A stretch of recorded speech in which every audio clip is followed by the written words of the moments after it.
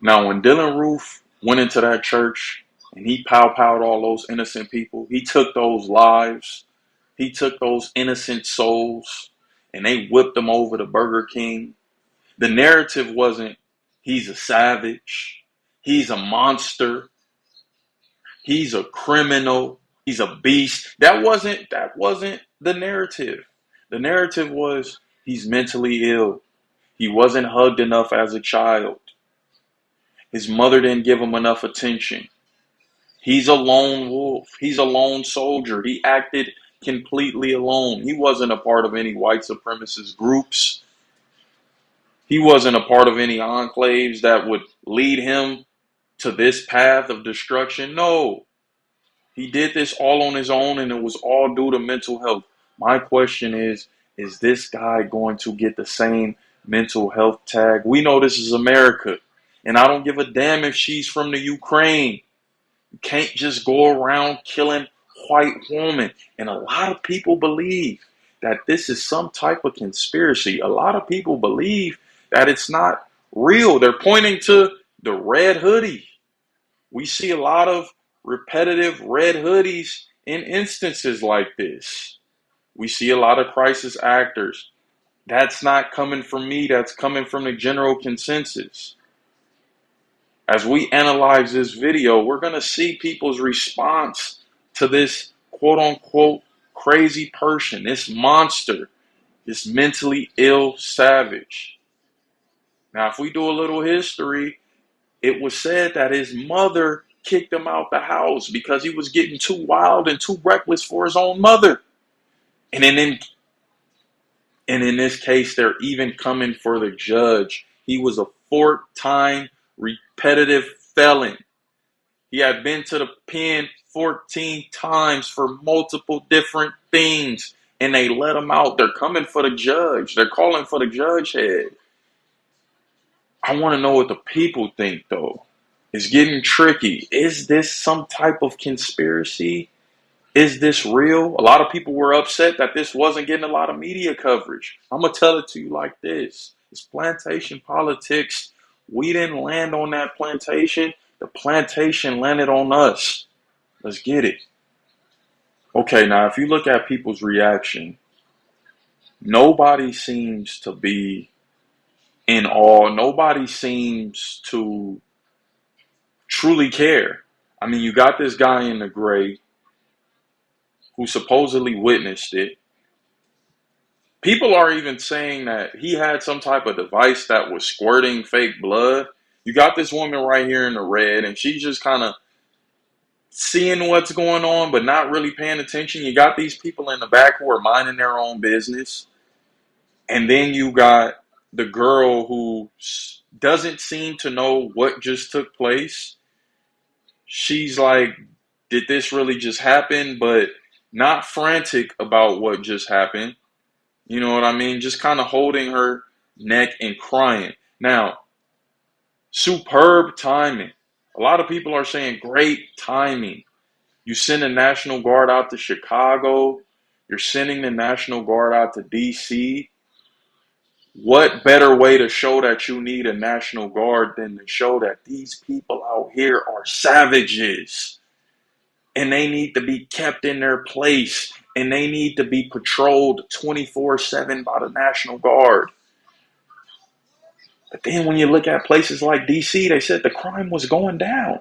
Said the crime was down in D.C. They said the National Guard is out there picking up trash. They got footage. They got the film.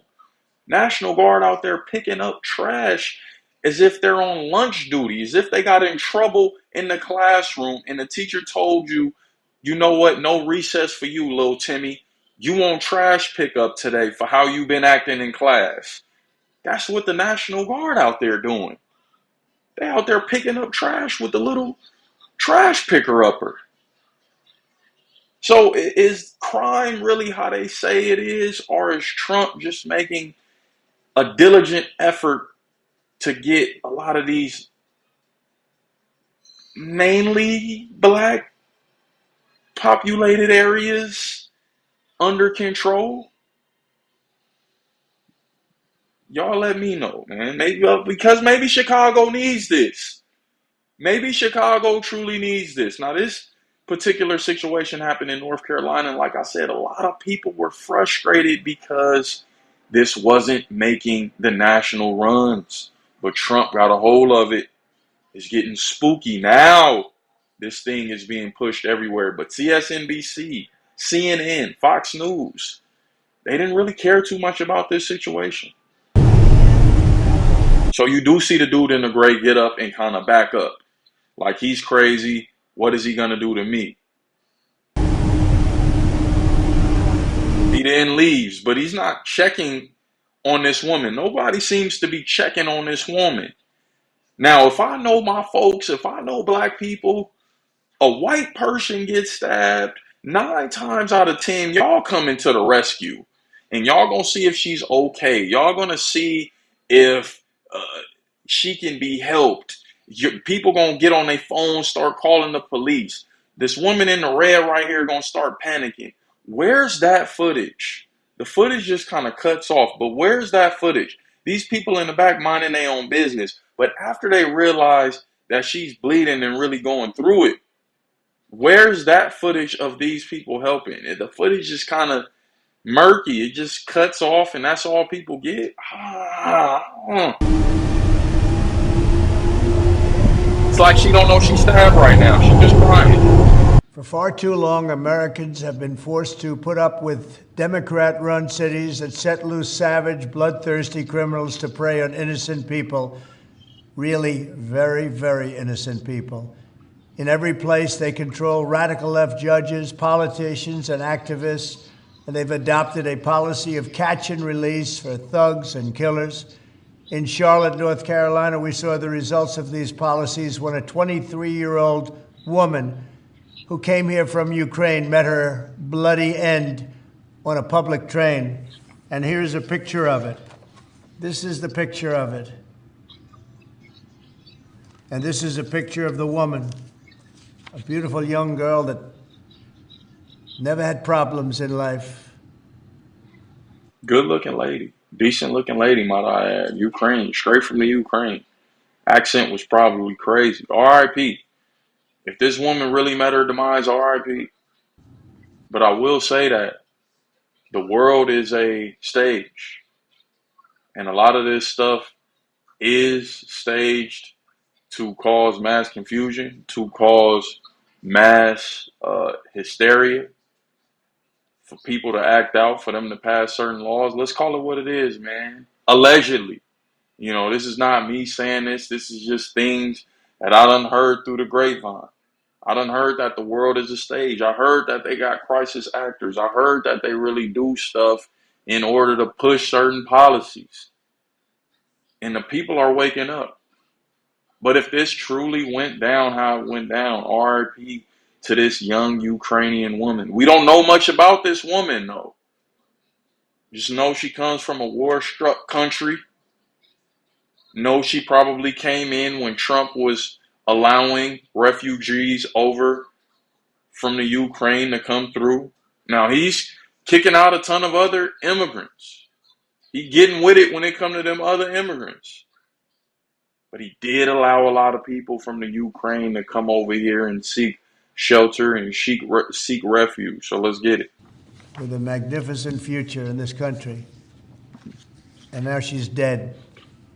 She was slaughtered by a deranged monster who was roaming free after 14 prior arrests. We cannot allow a depraved criminal element of violent repeat offenders to continue spreading destruction and death throughout our country. I completely agree with that. Now y'all can say what y'all want. This dude been in and out of the pen for let's just talk surface level. Take the conspiracy hat off if you're a conspiracy theorist. Let's take that off for a minute and let's act as if this thing really happened how everyone said it happened. There is no way in hell, after 14 back and forths, this man should be allowed back into the public, back into the general public. What happened to the nut houses, man? What happened to the crazy houses? What happened to back in the day when people was in those, those cloaks to where they couldn't get out. What were they called? You know what I mean? But they couldn't get out. What happened to sending to people? What happened to sending people to drug facilities where they was doped up? We see it in shows all the time, right? It's a classic show. Somebody end up visiting a mental facility, and they end up getting stuck in the mental facility, and somebody got to come break them out, and they drug them up. That's a classic episode. What happened to the mental facilities? These people are out on the streets just roaming free, getting into Lord knows what. All type of shit going on. Schizophrenic, just speaking. They hearing voices in their head nonstop every day. Ain't no telling what them voices is telling them to do. We got to get these people up off the streets. I agree 100%. Ain't no way he should have been allowed in the general public. Ain't no way judges should allow this man to just skate free like that. Let's call it what it is, man. This dude is a menace to society on a surface level, if all of this stuff that's being said is true. We have to respond with force and strength. We have to be vicious just like they are. It's the only thing they understand. 24 of the top 25 most dangerous cities in America are run by Democrat mayors. 50 people were murdered in Chicago in recent weeks, with hundreds being shot.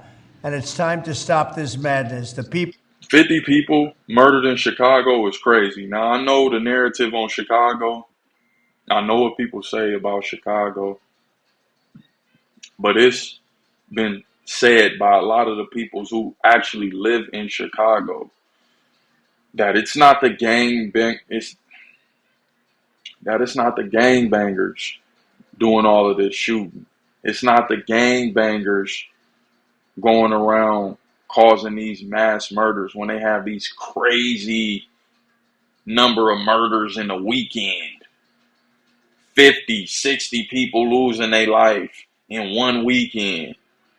A lot of people believe that these are agencies who are doing these mass eliminations. You just blame it on the people. Just blame it on the gangs. Now, I'm not trying to condone gang behavior. I'm not trying to condone how them YNs is moving. They ignorant. They destroying the community. They making it hot for everybody. And they harming the youth. And they harming, the elders. They harming young ladies. It's just a lot going on over there in Chicago, to where it's very easy for an outside entity to come in and commit all of these eliminations, all of these deletions. It's easy. You're going to point the finger at them. But I just refuse to. 50 people, 60 people. I don't know. Not with the history of this country. of our country need to insist on protection, safety, law, and order. We have proven that it can be done because we did it right here in D.C., in District of Columbia. The capital of America was a bloodthirsty, horrible, dangerous place, one of the worst. And now it's a crime-free city. Bruh. Bruh, they said the crime was down in D.C., bruh. You putting extras on it, dog. I told you they out there picking up trash right now, man. Come on, Trump. Come on. We're going to keep it that way. It can be done. It can happen fast. All we want is, please, Mr. President, we need help. Chicago needs help. Other cities needs help. We'll do what has to be done because we're going to make America safe again. And that includes our big cities. We're going to make those cities safe. Thank you. Intentionally failed to report until President Trump drew attention to it. That's true. I wouldn't say intentionally failed to report. I'd just say people didn't really care about it. And now it's making national waves. Trump spoke on it. It is making national waves at this point. On August 22nd, Irina Zarutska was stabbed to death on the rail system in Charlotte, North Carolina by a savage career criminal. See, that's what I'm saying. A savage monster. He's a beast. He's an animal. What happened to mental health, y'all? What happened to a guy who's not right in the head? Why isn't that narrative going around? Why can't he be crazy? Why can't he be tripping? He didn't have it all. He just didn't have it all. Why can't it be America needs to do something about this mental health crisis? Open up the nut houses. Get the mental facilities back. Why can't you narrate this situation the same exact way? Why does the narrative have to be he was a monster? He was a savage. Well, he was an animal. He was a beast. There's no way he should have, poked up that good white woman and ended her life like that. Wait a minute. He didn't have it all upstairs. If it was a black woman sitting there, he most likely would have done the same thing. If it was a Vietnamese man sitting in front of him, he probably would have done the same thing. Had it been Hector, straight off the boat from Mexico, he probably would have done the same thing because he doesn't have it all. But why are we labeling this man a savage when Dylan Roof got the mental illness tag? Can we have it fair across the board, or is this just being used to be able to control these type of black populated areas? We got to ask these questions. Is this event just being used for Trump to continue to wage the National Guard on people's cities, coming to a city near you? Is that what's cracking right now with this? Because the timing seems to be impeccable. I'm not saying shit don't happen every single day. I'm just saying, man, this is lining up perfectly. And I'm just saying, those Epstein files are kind of disappearing by the day with a lot of this stuff that's going on. You unleashing the National Guard on different cities. It seems like that's taking the headlines. But this Epstein thing was kind of big. I'm just saying. This is a public transportation system that many in the area use every single day to go to school and work. Arena was on the train that night traveling home from her job at a pizzeria, still in uniform from her shift. This beautiful, innocent 23-year-old young woman was Good looking white woman. Good looking young white woman. She looked a little older than 23. Look a little older than 23 if you ask me, at least from this picture. But, good looking white woman. Mid-20s. But you know how that goes. a Ukrainian refugee who had recently fled her country for a chance at a safer life and a promising new beginning here in the United States of America. But tragically, a public It ain't safe out here. You ain't safe. When has it ever been safe in America like that? I mean, I know she's coming from a war-stricken country, but you know where you at?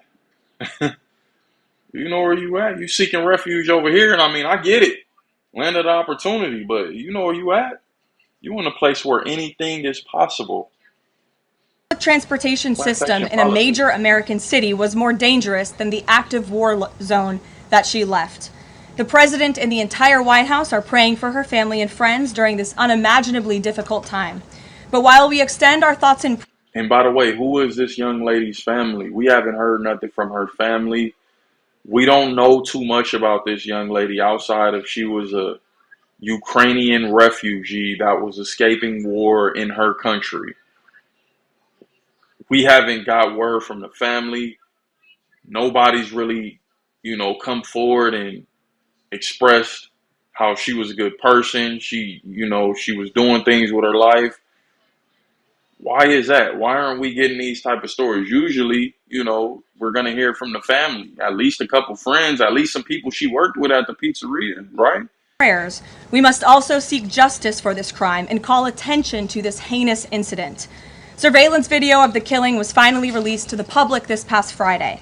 It shows the alleged killer, DeCarlos Brown Jr., pull out a knife, get up from his seat behind DeCarlos Brown. Yeah, you know. arena and prepare to thrust a blade into her neck before the released footage gets cut. This is pure evil on full display. The most enraging and unacceptable part of this story is that her death was entirely preventable. DeCarlos Brown never should have been on that train that night. In fact, he should have been behind bars. DeCarlos Brown has been charged with crimes no fewer than 14 times, dating back to 2011, including for armed robbery, felony larceny, breaking and entering, and shoplifting.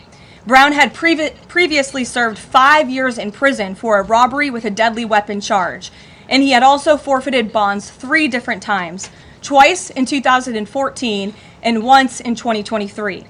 Despite all of this past documented criminal history, when Brown was arrested yet again in January of this past year, a Democrat judge, I will add was a strong supporter of former Vice President Kamala Harris. Yeah, Kamala Harris still gonna get that work. They not finished with you yet, Kamala. They gonna throw you under the bus to where you can't recover. They don't ever want you to be president. They gonna, hey, any little chance they get, they coming at you. And so this judge let this man off the hook. He pretty much had a sign and release. That's all that the judge needed, for him to sign, and she let him go. She or he let him go. Now, when you have that type of history, I think the question has to be asked, why did they allow this man to just sign and go? Did they know this situation was going to pan out later on down the line? Did they want to use him for something maybe later on down the line that was even bigger than him? We speak on MK Ultra. We speak on these type of government plots. You know what I mean? And I'm not no conspiracy theorist. I'm just stating what others have stated before. You know, that's all. I'm just regurgitating information. But there has been operations. There has been crisis actors. We can pick up videos where we see people from other videos of different situations, right? We seen that before. So maybe the judge was aware of what was going to take place, and we got to let this guy out because he's going to be used for a bigger agenda. He's going to be used for a bigger agenda, and we're going to pretty much, use him to push policy, use him to create new rules. Ain't no telling. Ain't no telling with this, man. When you look beyond the surface. Released this insane criminal once again without requiring him to pay any bail. He simply had to sign a written promise to return for his court hearing. Think about how crazy it is to ask a career criminal, someone who by definition repeatedly breaks the law, to just sign a written promise and come back again another day. This is madness. This monster should have been locked up, and Arena should still be alive. But Democrat politicians, liberal judges, and weak prosecutors would rather virtue signal than lock up criminals and protect their communities. And perhaps most shamefully of all, the majority of the media, many outlets in this room, decided that her murder was not worth reporting on originally because it does not fit a preferred narrative. Many of the journalists in this room spilled plenty of ink trying to smear Daniel Penny for defending a subway car from a deranged lunatic in New York City. Whoa, whoa, whoa. See, deranged lunatic. Daniel Penny, if you don't know, he choked out Jordan Neely from behind. Now, Jordan Neely was a guy who also had mental issues. But now you want to paint Jordan Neely as a deranged lunatic. I didn't hear those same words uttered for Dylan Roof. He wasn't loved as a kid. I don't know what triggered this type of behavior out of him. He's a one-man show. He's a lone wolf. He's dealing with all type of mental illness, mental pain, mental anguish. He don't got it all. We took him to Burger King because we knew he just wasn't right in the head. but you're using Jordan Neely as a deranged lunatic. If we gonna play it across the board, let's call a spade and keep it safe all the way across the board. And that's New York. Now, people from New York, comment on this, man, but how many people do you see on a daily, on the subway, talking to themselves, acting crazy, ain't got it all, mental? That's why I said we need to open the nut house back, right? But we see these people on the subway in New York all the time. That's normal. So when you talk Daniel Penny and how, people spilling ink trying to create this narrative, no, this guy choked the dude out from behind. He didn't even know he was coming. Imagine just dancing to Michael Jackson and talking to yourself and you in your own world, and then somebody just comes. He didn't even know it was coming. Didn't even know his demise was coming. And somebody just comes from behind you and ends your life. It's not the same. It's not the same at all. Don't compare the two. Stop it. And what happened to mental health? Why is mental health only used on some occasions? Why isn't this man getting the mental health tag? That's all I'm asking. Can we keep this shit fair across the board? But none of those same reporters lift a finger to write stories about an actual murderer. Here is the truth that every American must know. Too many innocent people across the country continue to pay the price of the failed experiment known as cashless bail that has been championed by the Democrat Party for years. All the way back in 2020, North Carolina's then Democrat Governor Roy Cooper established a so-called task force for racial equity in criminal justice. Sounds nice, but it's not. Want to be there. Yeah, and it's about difficult forcing them to be there. When you are mentally ill, you have a hard time knowing that you are mentally ill. But also, people... Thank you. Can we get some mental illness in the building? Damn. Finally, somebody is... damn. Can we... Yeah, he was mentally ill. He didn't have it all. Charlie Kirk fan, they've been looking for opportunities to make this some sort of reciprocal George Floyd situation. And that's the part that I think he's almost giving away the game, and it's sad to see a lot of people going along with it. Let me just say a couple of things. One is, what happened to that young woman was horrible, and it's everybody's nightmare. If you're in any public space, a subway, whatever, that something bad's going to happen to you or somebody you care about. So it does strike a chord. We don't know why that man did what he did. And for Charlie Kirk to say, we know he did it because she's white, when there's no evidence of that, it's just pure race mongering, hate mongering. It's wrong. Then he says that if something like that had happened the other way, there would be sweeping changes imposed on society. Where is the George Floyd Policing Act? It didn't pass.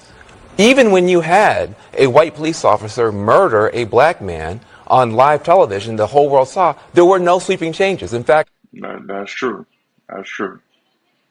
Now, when things happen the other way around, laws go into effect immediately. Immediately.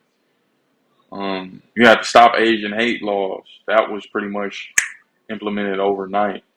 So, we got to call a spade a spade. It is what it is. And I don't think this is a racial situation. Like I said, if you put anybody in that seat in front of him, I believe he would have took him out. I don't think this is racial. I don't think that because this is a white woman, he decided to take her out. I don't think he had that much hate for white people. I just don't think he had it all. And anybody who would have been sitting in that seat of any race probably would have met their demise that day. That's just how he was feeling. What are we going to do about this mental health crisis going on in America? Where are we going to start putting these people? A lot of these people are out roaming the streets. Not one law was passed at the federal level.